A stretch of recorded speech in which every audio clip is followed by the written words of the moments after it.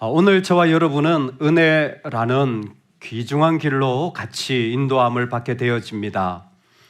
은혜 받는 길로 들어서는 축복이 있기를 소망합니다. 은혜가 무엇인가라는 것은 사실 하나님이 이유 없이 아무런 대가 없이 주시는 선물이라고 표현되어질 수 있을 것입니다. 그러나 오늘 말씀은 어떻게 은혜를 받고 살아가느냐라는 것입니다. 여러분, 은혜라는 것이 값없이 주시는 선물이라는 표현이 있지만 핵심은 사실 주님으로부터 오는 것입니다.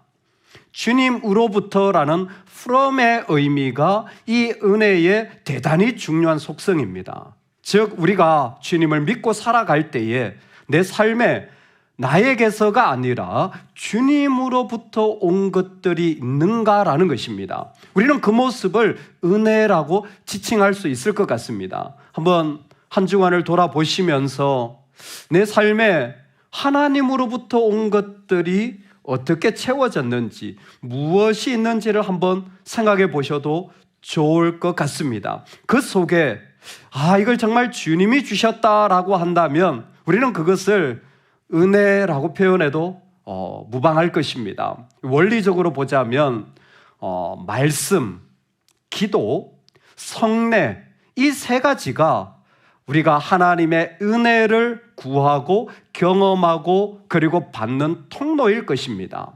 말씀과 기도와 성례라는 이 기본적인 원리 속에서 오늘 하나님은 이 원리가 적용되어지는 실제로 우리를 인도해 가고 계신 말씀에 우리는 서게 됩니다. 교회 공동체입니다. 실제로 은혜라는 걸 받아보면요, 주님으로부터 온 것이 다 기쁘거나 좋은 것만은 아닙니다. 주님으로부터 온 것이 때로는 나한테 갈등이 되고 주님으로부터 온 것이 오히려 어려움이 되어질 수도 있습니다. 나는 그게 너무 힘들게 느껴지거나 내 안에 많은 아픔을 주는 것처럼 보이기도 하는 것이 은혜입니다.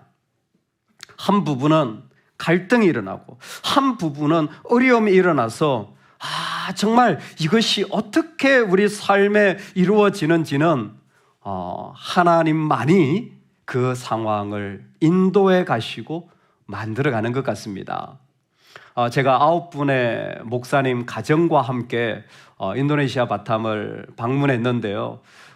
저희가 방문한 곳 중에 고아원이 있습니다. 엘피아누스 전도사님이 지난 코로나 기간에 그 어려운 중에도 그 인도네시아 그 어려운 땅에서 고아원을 개척을 했고 처음 6명이었고 그 다음에 가보니까 11명이고 그 다음에 가보니까 14명이고 이번에 가보니까 17명이에요. 애들이 얼마나 늘어났는지 그 좁은 공간이 지난번에 있었는데 거기서 쫓겨났어요. 이슬람들이요, 이런 기독교 사역을 환영하지 않는 겁니다. 그래서 또 옮겼는데 그러니까 너무 열악해요. 그 더운 지역이라 기본적으로 바닥이 이 타일을 깔아놓는데 이 집은 도대체 얼마나 어려운지 그 타일도 안 깔고 그 시멘트를 했는데 시멘트가 다 깨졌어요. 애들이 그 바닥 위에 그냥 자야 되는 거예요. 근데 17명이나 되니까 이번에 가서 알았습니다.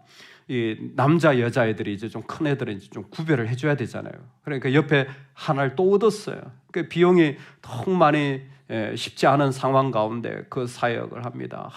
물어보니까 말도 아니에요. 진짜 너무너무 어려워요. 심지어 그 아이들 중에 성경책 있는 아이들이 20%밖에 안 돼요. 80% 아이들이 성경책도 없어요. 기독교 이 고아원인데도.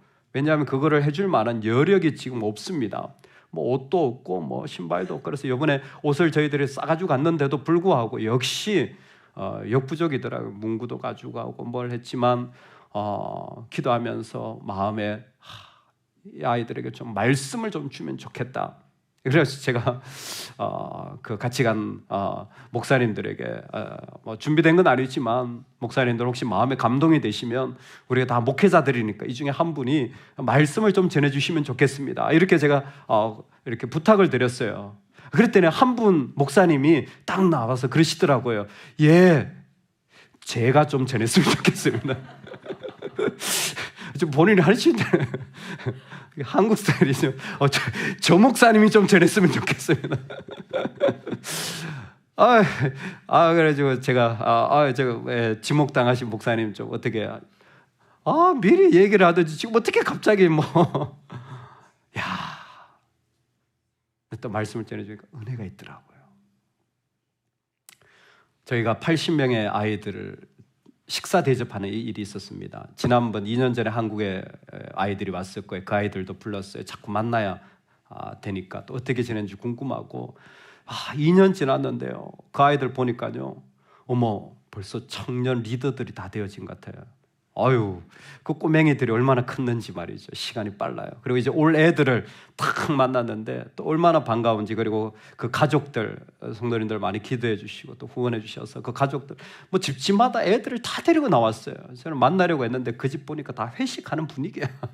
그래서 와가지고 만나고 인사하고 그러는데 또 마음에 이 아이들을 그냥 만나기가 그래서 사실 그날이 홈스테이 하는 날이었는데 목사님들이 다 흩어져서 가정별로 이제 현지인 가정에 머무시고 그 중에 몸이 너무 안 좋으시고 질병이 있으신 분들이 있으셨어요. 그래서 세 분이 가시지를 못했습니다. 그분들을 모시고 이제 80명과 식사를 나누는데 올라가면서 제가 목사님들 말씀을 좀 주시면 좋겠습니다. 그랬더니 정말 다 이제 60대 후반의 선배 목사님들이신데 세 분 다 하시겠다는 거예요. 그래서 누가 하냐? 세 분 다 하세요. 그래가지고 밥 먹기 전에 저희가 부흥회를 한번 했습니다. 세 분 다 메시지를 그냥 은혜가 되는 거예요. 여러분, 말씀에 은혜가 되었다라는 걸 이렇게 검증하는 방법이 저한테 있는데 그거는 뭐냐면 사모님들이 은혜 받으면 은혜 받은 거예요. 그 애들은 잘 모르겠고 저는. 근데 목사님들 말씀을 전했는데 사모님들이 닭똥 같은 눈물을 이게 또 은혜가 있었구나.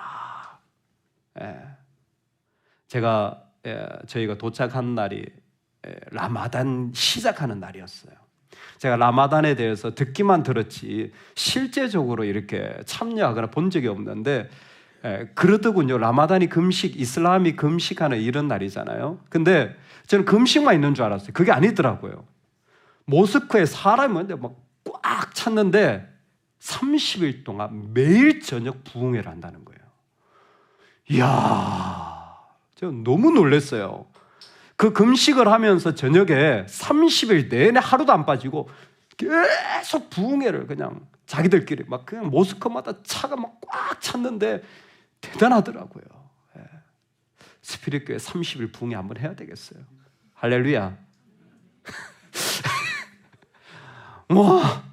30일 부흥한다는. 근데 제가 그 세 분의 목사님의 말씀을 전하고 났을 때의 그 제안의 도전이 그거였어요. 쟤들은 모스크에서 부흥회하고 우리는 오늘 식당에서 부흥했다. 여러분, 좋은 일이 다 좋지 않습니다. 주님의 계획이 다 기쁨이 아니에요. 때로는 갈등이고 때로는 어려움입니다.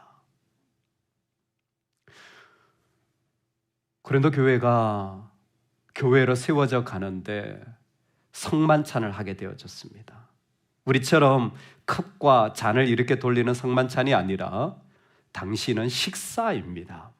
앞에 음식을 차려놓고 같이 먹는 그러한 형태의 식사가 진행되는 상황에 첫 번째는 오늘 말씀 앞과 뒤에 문제가 생기고 그것이 해결되어지는 부분에서의 은혜의 길, 그리고 두 번째는 그 갈등이 사라진 그곳에서 본질적인 성만찬의 모습 속에서의 은혜의 길을 주님이 말씀하여 주고 계십니다.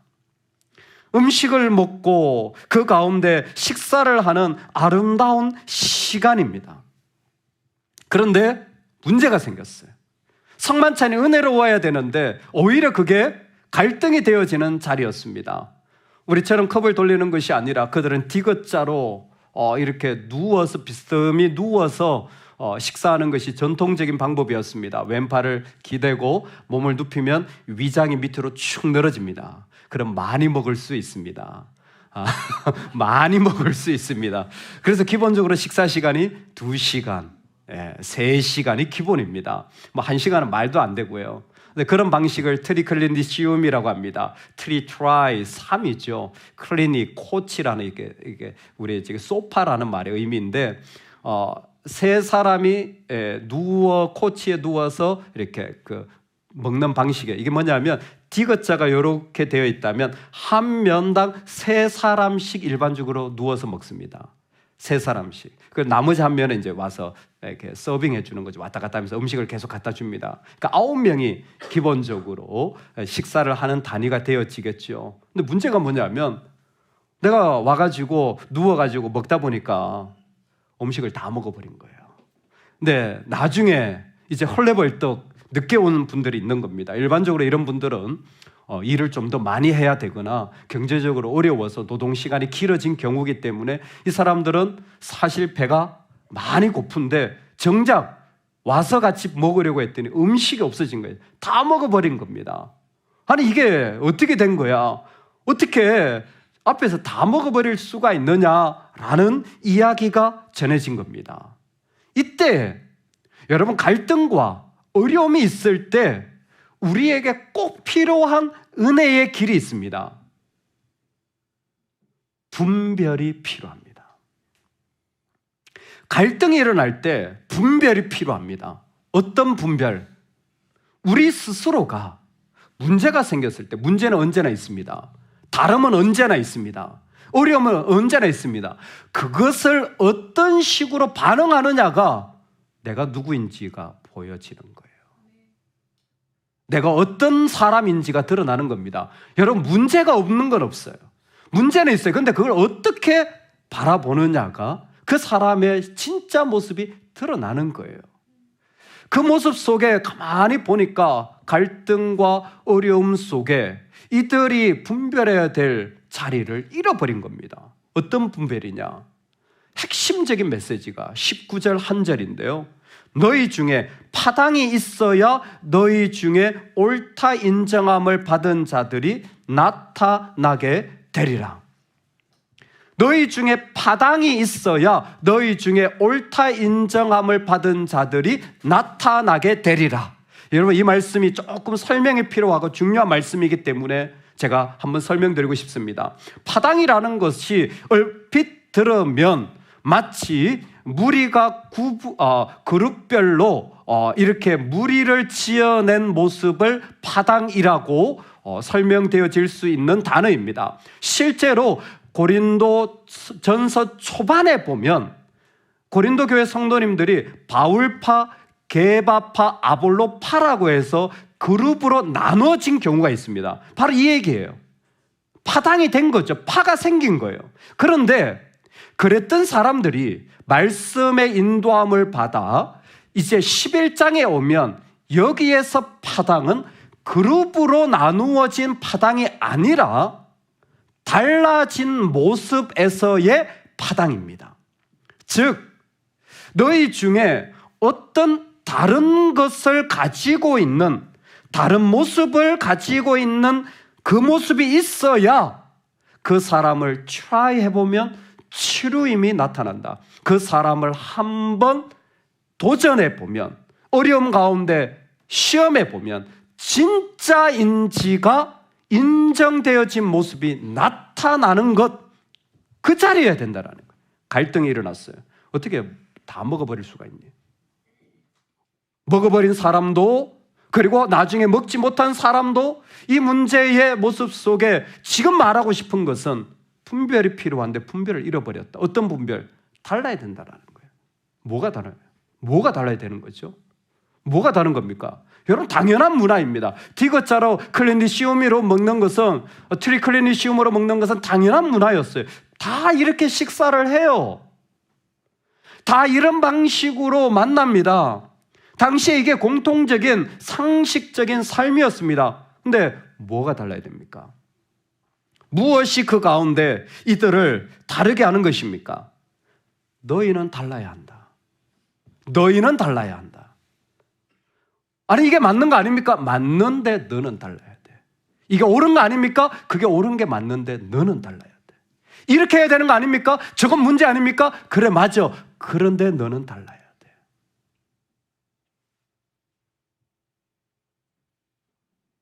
바로 그것이 다름의 핵심이 이 말씀의 이유입니다. 우리는 어떻게 다릅니까? 우리는 어떻게 다른 겁니까? 이 세상을 살아가면서 자녀와 일을 하며 함께 살아가는데 내 생각과 견해를 가지고 상식적인 삶을 사는 우리는 어떻게 달라야 됩니까? 우리는 무엇이 다릅니까? 너희는 달라야 돼. 이게 은혜의 길입니다. 우리는 십자가로 달라야 됩니다. 십자가의 도가 이 땅의 사람들에게는 미련해 보이지만 하나님을 믿는 우리에게는 하나님의 뭐죠? 능력이 됨이라. 성만찬에 같이 교회에서 식사를 하는 이 식사의 베이스는 무엇이냐면 앞에 있었던 십자가가 이 먹는 자리의 기본이었습니다. 즉 예수 그리스도께서 우리를 위하여 십자가에서 자신을 내어주신 그 사랑이 먹고 마시는 것이 당연한 겁니다. 내가 먼저 왔으니까 first come, first served. 먼저 왔으니 먼저 내가 가지고 내가 누리는 것이 맞지. 예, 조금도 틀리지 않았습니다. 정말 틀리지 않았어요. 그런데요, 우린 다른 겁니다. 뭐가요? 먼저 왔지만 나를 내어주는 모습이 우리여야 합니다. 나를 내어주는 모습이 우리여야 합니다. 그래서 이 모습을 계속해서 주의 몸을 분별하고 먹어야 된다.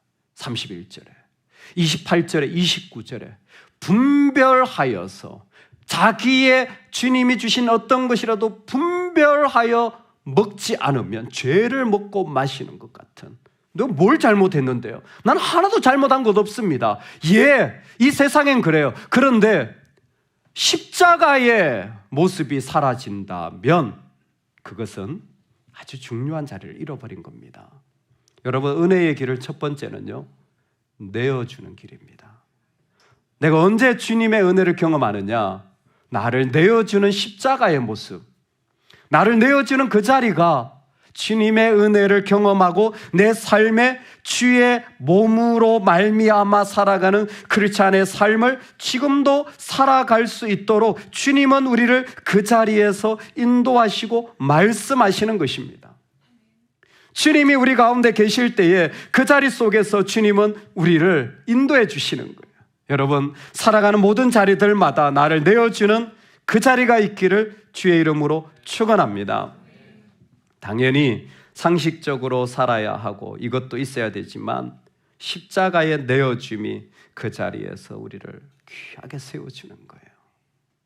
그러면 내어주는 게 뭡니까? 한다면 해결도 말씀에서 해주셨어요.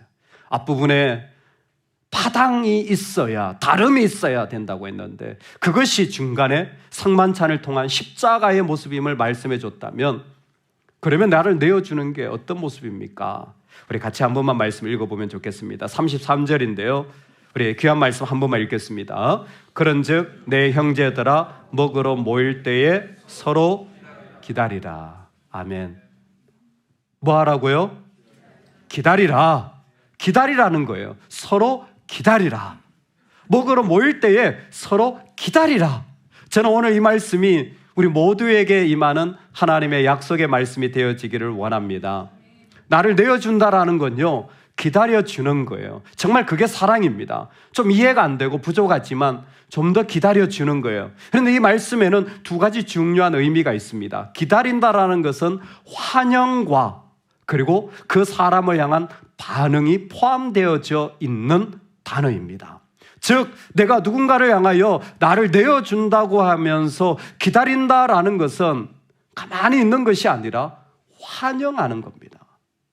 환영하는 거예요. 따뜻하게 그 사람을 껴안아주고 맞이해 주는 것입니다. 비록 나하고 생각과 삶의 자리가 다르지만 환영이 나오는 사람, 여러분 그 사람이 십자가의 사람이에요. 나는 도저히 동의가 안 돼. 그런데도 환영해 줄 줄 아는 거예요. 껴안아 줄 줄 아는 겁니다. 나는 저런 모습이 용납이 안 돼. 그러는데도 품어주고 웃어주며 환영해 주는 거예요. 여러분 이게 우리한테는 실제적인 믿음의 자리라는 생각이 저는 너무 많이 들었습니다.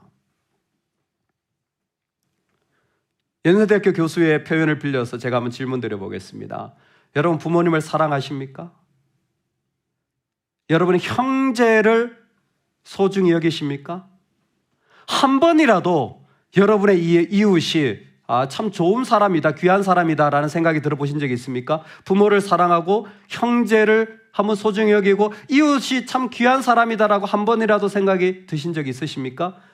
그렇다면 여러분은 대단히 좋은 사람입니다. 대단히 좋은 사람입니다. 제가 질문을 바꾸겠습니다. 여러분 한 번이라도 부모가 원망스럽거나 실망스러웠던 적이 있으십니까? 형제가 못마땅한 적이 한 번이라도 있으셨습니까? 이웃이 마음에 안 들었던 적이 있으십니까? 그러시다면 여러분은 대단히 나쁜 사람입니다. 같은 사람인데 너무 좋은 사람이 됐다가 너무 나쁜 사람이 되는 거예요. 이걸 논리의 오류라고 합니다. 우리는 이것 이렇기 때문에 좋은 사람, 이것 이렇기 때문에 나쁜 사람이라고 쉽게 결정하고 평가하고 말해버리는 사회입니다. 우리에게는 의견이 달라지면 그 사람하고 의절하는 경우까지 일어납니다. 아이 무서워라. 실제로 얼마나 이와 같은 일들이 많은지 환영하기가 어렵습니다. 인도네시아 바탐에 딱 도착해서 제일 먼저 간 곳은 에베네셀 학교입니다. 학교에 짐을 풀고 거기에서 이렇게 이제 서로 인사를 하는데 환영해 주러 오신 분들이 계셨어요. 그 중에 목사님도 계시고 현지 사역자들도 있었는데 저희가 잠시 예전에 나눈 적이 있지만 이브 에크와티라는 현지 자매님이 계셨습니다. 말레이시아에서 가정부로 생활하면서 참 어려운 가정이에요. 본인이 가정부 생활하면서 자녀를 키우고 그러면서도 교회가 어려워도 찬양하면서 열심히 섬겼던 정말 너무 가난하지만 너무 하나님을 사랑하는 마음으로 교회를 잘 섬겼는데 지난달에 그 남편이 갑자기 심장마비로 40대 초중반이죠. 돌아가셨어요. 저도 마음이 너무 아팠는데 그 자매님이 딸이랑 아들이랑 이제 왔더라고요. 그냥 보는데 서로 눈물밖에 안 나더라고요. 끌어안고 인사를 못 하겠더라고요. 그냥 울기만 했어요. 뭐 그냥 이 자매님도 괜찮은 줄 알았더니 괜찮을 리가 없죠. 마음에 그냥 펑펑 우는 거예요. 뭐 인사 펑펑 우는 거예요. 펑펑 계속 우는 겁니다. 계속 힘든 그 마음들을 계속 거기에서 나누는 거예요. 근데 그 자매님 우리 여기 있는 분들 다 사모님, 목사님도 같이 다 우세요. 그래서 제가 물었어요. 왜 우세요 도대체 여기는? 목사님 되게 가까우신가 보다. 20년을 같이 만났으니 뭐 20년 넘게 만났으니 말은 안 통해도 있죠. 예.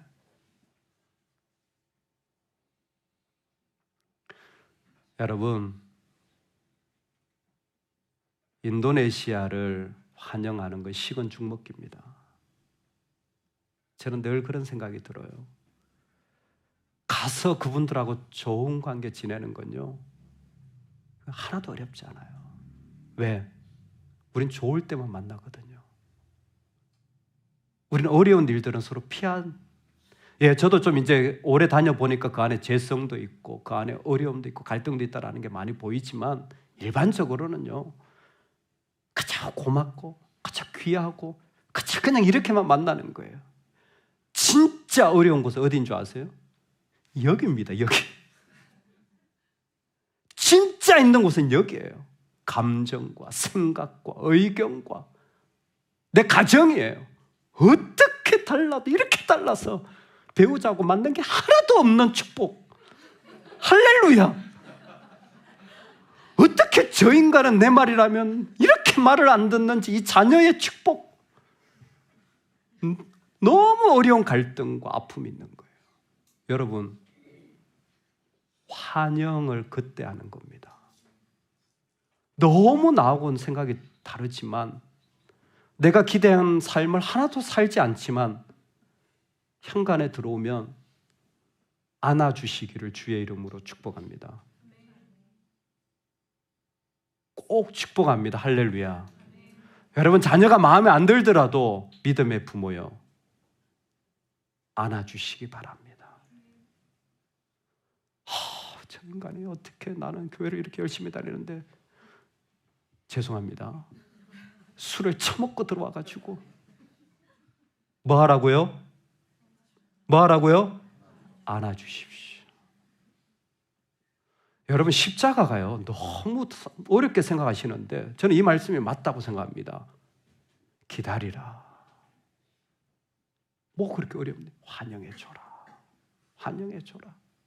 네가 환영해줘라. 너를 배신했다고? 환영해줘. 너를 욕했다고? 환영해줘. 환영해줘라. 두 번째는 반응하는 것입니다. 이 기다리라는 말은 환영과 더불어서 함께 반응하고 대답해주는 표현이 그 가운데 그대로 있습니다. 요즘 말로 하면 리액션이라는 거지. 정말 나한테는 이해할 수 없지만 주님 때문에 계속 반응해 주는 거예요. 여러분, 이게 중요합니다. 지금 어떤 일이 일어나고 있냐면, 조금 더 구체적으로 말씀을 드리면 이 안에 에토스의 변화가 일어나고 있다고 말합니다. 로고스가 들어왔을 때 에토스와 파토스가 다 바뀌어진다라는 표현이 지금 이 장면입니다. 로고스는 말씀이잖아요. 말씀이 들어오면 우리 안에 심장의 중요한 것들이 변화되어지기 시작합니다. 감정적으로 느껴지는 게 파토스고요. 그 안에 깊어지는 내 삶의 습관과 성향이 달라집니다. 이게 에토스라는 거예요. 얼마나 중요하냐면, 주님이 오시면요, 내 안에 성향이 달라지는 거예요. 나는 원래 저런 스타일이 아니에요. 나는 정말 저런 삶의 모습 자체가 싫어요. 그런데 주님 때문에 나의 성향이 달라지는 거예요. 나의 성향이 주님이 기뻐하시면 그 일을 기꺼이 하도록, 기꺼이 반응하도록, 기꺼이 아멘하며 나아가는 자리로, 나는 내가 그걸 좋아하느냐? 모르겠어요. 하다 보면요, 이게 내가 하는 건지 주님이 하시는 건지 모를 정도로 바뀌어지기 시작합니다. 처음에는 그게 나하고 너무 안 맞았어요. 그래서 나는 같이 있기도 싫어. 그런데 주님의 그 로고스가 들어와서 십자가의 도가 이 사람에게 반응이 일어나자 에토스가, 여기에는 교육과 훈련과 습관이 필요하겠죠. 그러나 이 모든 것이 어느덧 나의 제2의 성향이 되어진 거예요. 디바인 네이처라고 말하죠. 거룩한 습성이 생겨지기 시작한 거예요. 그러면서 이 사람을 통하여 주님은 자신의 영광을 드러내시는 거예요. 여러분, 환영할 뿐만이 아니라 그분을 향하여 주님의 이름으로 반응해 주시기 바랍니다. 내 성향이 아니에요. 주님의 이름으로, 주님의 원하시는 기쁨으로 그 사람에게 나아가기 시작하는 겁니다. 그럴 때에 그 속에 뭐가 있어요? 은혜가 있는 거예요. 은혜가 있는 거예요. 나는 도무지 납득이 되지 않지만 주님의 이름으로 나를 내어주는 그 자리, 그게 은혜의 길입니다. 정말 여러분, 우리 가정에 은혜가 있기를 원합니다. 뭐 꼭 부흥회를 하는 것도 의미가 있습니다. 그러나 우리의 은혜는 기본적으로 이미 내가 그리스도를 믿을 때 받은 십자가의 은혜입니다. 그 십자가의 도가 내 안에 있을 때 기다려주는 거예요. 환영해 주는 거예요. 또 반응해 주는 겁니다. 그래서 나로는 이해할 수 없지만 그 안에 그들을 향하여서 기꺼이 내 공간을 내어주는 거죠. 그게 기다리는 거예요. 먹고 싶으면 빨리 오지, 시간을 지키든지. 아니요, 나는 그런 게 납득이 안 되지만 여전히 아멘하며 함께하는 거예요. 주님이 우리 안에 새로운 에토스를 만드시는 은혜가 있기를 소망합니다. 내가 조금이라도 더 그렇게 되어지면 하나님의 은혜는 그 자리에 더 부어주는 거예요. 그 중심 속에 성만찬에 자신의 몸을 내어주시고 자신의 피를 내어주시는 십자가의 사랑을 뜻과 잔으로 비유하셨습니다. 여러분, 이 본문을 이해하실 때 꼭 기억하셔야 되는 게 있어요. 마태, 마가, 누가 다 똑같습니다. 성만찬, 예수님이 죽으시기 직전 성만찬을 제정하셨을 때에 예수님이 하셨던 행동이 중요합니다. 예수님이 이 떡과 잔을 떼시고 나누시면서 무엇을 하시냐면 오늘 말씀에도 27절에 보면 축사하시고 그랬습니다. 여기에 축사는 축복의 기도가 아니라 감사 기도입니다. 떡을 떼시기 전에 감사하셨습니다. 주님은 항상 감사의 기도를 드리는 거예요. 왜요? 이것이 우리가 이 땅에서 성만찬을 통하여서 주님의 몸과 하나가 되어지는 은혜의 길로 걸어가기 때문입니다. 두 번째 은혜의 길, 나를 내어줄 뿐만이 아니라 여러분, 주의 몸과 하나 되는 게 은혜의 길입니다. 주의 몸이 뭡니까? The body of Christ는 여기서 말할 때 교회입니다. 여러분, 절대적으로 은혜는요, 교회와 밀접할 때 은혜가 있는 거예요. 교회와 떨어져 있다면, 교회와 공간이 생긴다면, 그 몸에서 떨어져 나가면 은혜는 없습니다.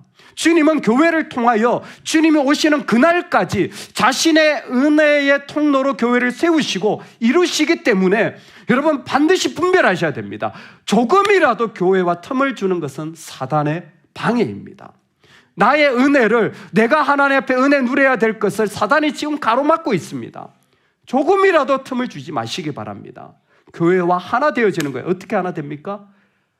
유카리스입니다. 그래서 성만찬을 유카리스트라고 부르는 거예요. 유, 선한, 카리스, 은혜입니다. 선한 은혜가 있음을 고백하는 게 감사해요.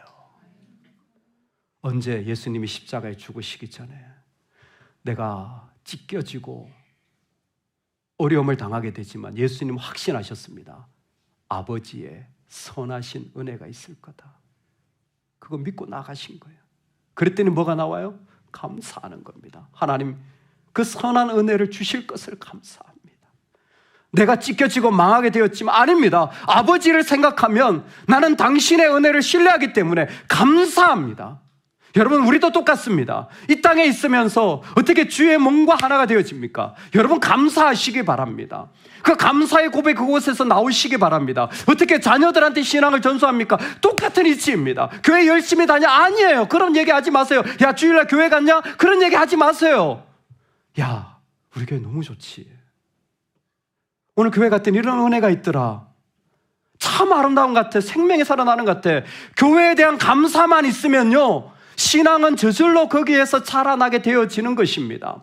이것이 바로 선한 은혜를 향한 주님의 교회 가심이었던 거예요. 왜?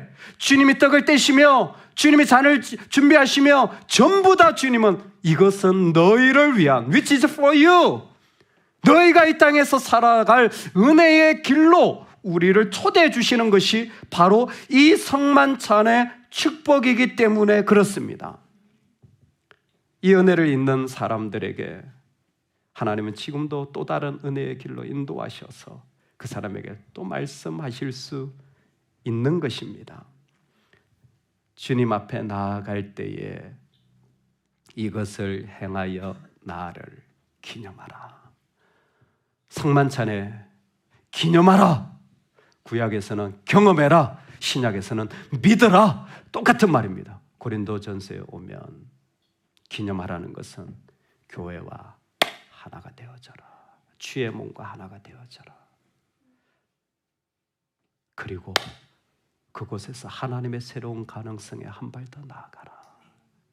주의 몸과 하나 되었을 때 하나님의 새로운 너를 향한 가능성, 나는 안 가봤어요. 뭔지 몰라요. 그런데 성만찬은 나는 죄인입니다라는 고백 속에서 나를 구속하신 주님의 역사를 믿으면서 새로운 가능성에 나아가는, 그 성만찬이 얼마나 중요하냐면 그 주님과 하나 되어지는, 그 교회와 하나 되어지는 자리 속에서 하나님의 나를 인도해 가시는 새로운 자리에까지 걸어가는 사람. 그래서 앤서니 티슬턴이라는 영국의 유명한 신약학자가 이렇게까지 표현했어요.